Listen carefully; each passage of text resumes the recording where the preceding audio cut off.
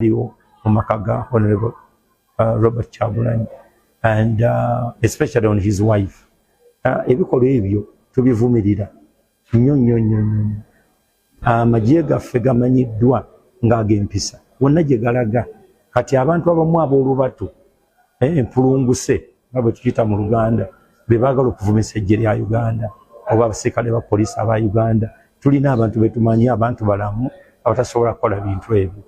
Naye so ebikolwa ebyo bibi nnyo naddala ku mukyala maama w'eggwanga. Bwe mutuuka ne mutuuka bemumwambulira ate muba mwambudde eggwanga lyonna, ate nga temumulina okukuma bannakazadde b'eggwanga. So abakola ekintu ekyo beenenye Uganda esobole okugenda mu maaso, kubanga si kya buntu. Ezo mpisa zaffe twabiraba ku biseera bya Amin, Obote 2, kati ebintu ebyo si bye by'amagye gaffe. Tulina ba-officers abantu balamu nno, abantu abatasobola yadde okulagira ekintu ng'ekyo, era baakoze ekyo kyammwe mwakyekoledde, kibambadde tetukyakyambaza b'amagye kubanga tusula nabo, tubeera nabo, tulya nabo, bakoddomi baffe, baganda baffe, si bwe babeeramu ebyo. So n'olwensonga eyo abaakoze ekyo mukyambadde kyammwe era mulina okukyenenya okivaamu. Nkwaniriza nate gwe mukwano gwaffe atugoberera Pastor Robert Kayanja Kyaddaaki avuddeyo n'awakanya eky'obulumbaganyi obwakolebwa ku maka ga presidential candidate Robert Kyagulanyi Ssentamu. Pastor Robert Kayanja avuddeyo n'awakana n'agamba nti tebaalumba maka ga Bobi Wine naddala mu kaseera we baagenda maaso n'okubanga balumya omukyala we Bobby Itungo to an extent nti yasindikibwa mu ddwaliro.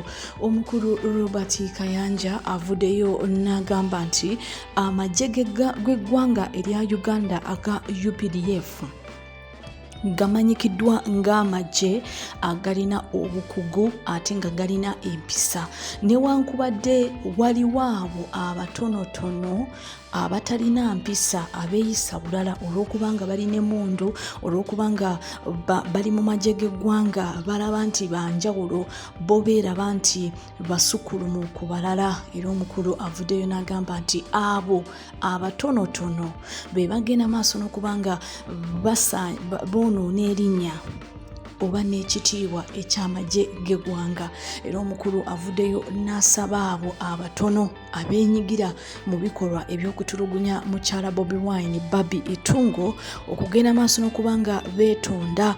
Era omukulu avuddeyo n'agamba nti abo abatonotono be bagenda maaso n'okubanga nate bonoona ekifaananyi ekya UPDF, ekifaananyi ekirungi, era nga amagye gano aga UPDF gamanyikiddwa ng'amagye agalina empisa, amagye ageeyisa obulungi, newankubadde mulimu abo abatonotono abalowooza nti bo bali waggulu w'amateeka, abalowooza nti olw'okuba balina ebisi basobola okuba nga bakola ebyo byonna bye baagala. Bino bize oluvannyuma lw'okubanga waliwo obulumbaganyi obwakolebwa ku maka ga Bobi Wine mu kiro, era kigambibwa nti ekiro ekyo kyali kiro kya ntiisa eri mukyala wa Bobi Wine Bobby Itungo, agambibwa okubanga mu kaseera ako yali waka nga bbaawe ali mu kuyigibwa. Kigambibwa nti ab'ebyokwerinda abali mu magye aga UPDF, abali mu ngoye z'amagye ga UPDF, abali mu ngoye za SFC, ate nga n'abalala bali mu ngoye za leeya nga bali mu ngoye eza bulijjo naye nga bakutte emmundu. Omukulu yavaayo n'agamba nti bano baalumba amaka ge mu kiro, era okusinziira ku butambi obwasatulatinga ku mutimbagano obwali bulaga nti amagye gano galumba amaka ga Bobi Wine, era ne bagenda maaso n'okubanga batulugunya mukyala we to an extent nti yatya nnyo nti essaawa yonna ebintu biyinza okukyuka. Era omukyalo no mu kutya okungi mu kutulugunyizibwa yagenda maaso n'okubanga asindikibwa mu ddwaliro, ne bamuteekako amacupa, ne bamuwa n'ekitanda ng'embeera si nnungi. Era kigambibwa nti ab'ebyokwerinda bano bagenda maaso n'okubanga bagenda maaso n'okubanga babajjako amasimu, babajjako laptops, babajjako buli kantu konna akakozesa amasannyalaze. Era kigambibwa nti kyali kiro kya ntiisa eri mukyala Bobby ne Bobi Wine. Era mukyala Bobby yavaayo n'asaba Robert Kyagulanyi Ssentamu okusigala nga yeekwese tageza n'avaayo olw'okuba nti ye mukyala mugumu asobola okubeerawo nga mulamu ate asobola okwekuuma ebintu bino tebisobola kuba nga bimumalamu nnyo. Wabula omukulu Robert Kayanja avuddeyo n'awakanya ekyamajje okutulugunya abakyala. Wabula ne General Muhoozi Kainerugaba yavuddeyo mu tweets n'agamba nti bo ng'amagye ga UPDF tebasobola kutulugunya abakyala era bo tebakkirizibwa kukola ekikolwa ng'ekyo ekyokuba nga batulugunya abakyala.